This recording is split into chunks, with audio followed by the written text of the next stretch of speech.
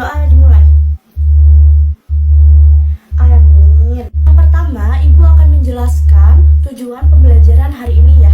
Untuk yang pertama, nanti kita akan mengetahui kitab-kitab Allah dan penerimanya. Dan yang kedua, kita akan mengetahui isi dari kitab-kitab Allah.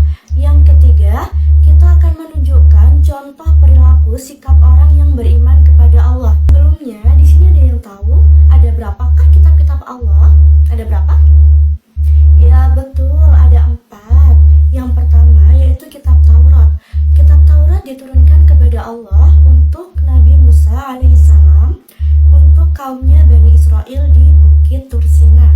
Dan yang kedua yaitu kitab Zabur yang diturunkan kepada Nabi Daud. Dan yang ketiga nanti ada kitab Injil yang diturunkan kepada Nabi Isa alaihissalam untuk kaumnya orang-orang Yahudi. Dan yang terakhir yaitu kitab Al-Quran yang diturunkan Allah kepada Nabi Muhammad sebagai Nabi terakhir dan sebagai kitab-kitab pelengkap sebelumnya. Kitab Al-Quran diturunkan di Gua Hiro, dan surat pertama yang diturunkan yaitu surat Al-A'raf ayat 1 sampai ayat 5. Dari kitab-kitab Allah, yang pertama yaitu kitab Taurat. Kitab Taurat di dalamnya itu nanti ada 4 makna yang terkandung. Yang pertama, mengajarkan tentang ketauhidan atau keesaan kepada Allah. Kedua, nasihat-nasihat kebaikan. Yang ketiga, hukum-hukum syariat. Yang keempat, yaitu kisah dan sejarah nabi terdahulu.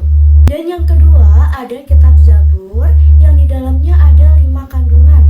Yang pertama yaitu nyanyian kebaikan untuk memuji Tuhan. Yang kedua, nyanyian perseorangan atas rasa syukur kepada Tuhan. Yang ketiga, ada ratapan-ratapan jamaah. Yang keempat, ada ratapan dan doa individu. Yang kelima, ada nyanyian untuk raja. Yang ketiga, ada kitab Injil. Kitab Injil berisi tentang 4 makna, yaitu yang pertama, ada ajaran ketauhidan atau keesaan kepada Allah. Yang kedua, nasihat-nasihat kebaikan.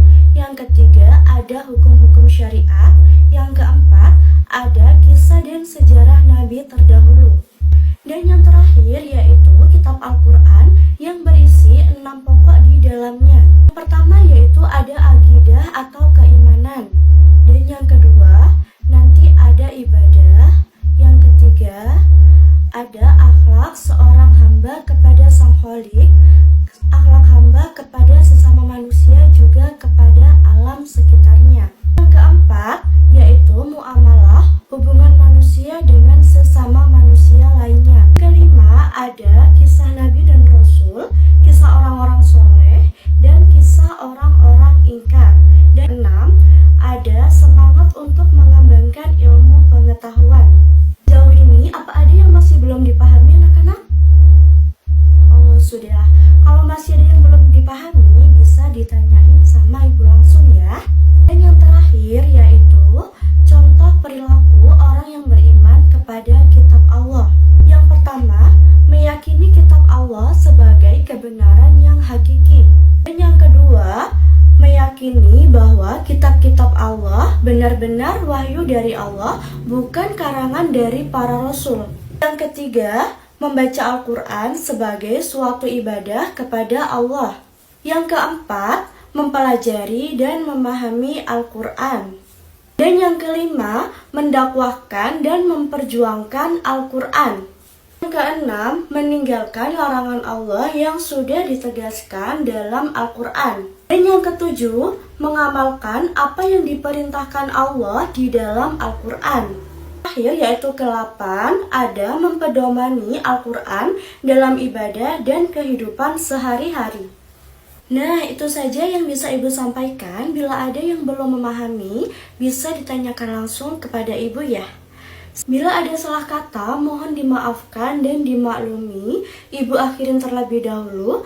Wassalamualaikum warahmatullahi wabarakatuh.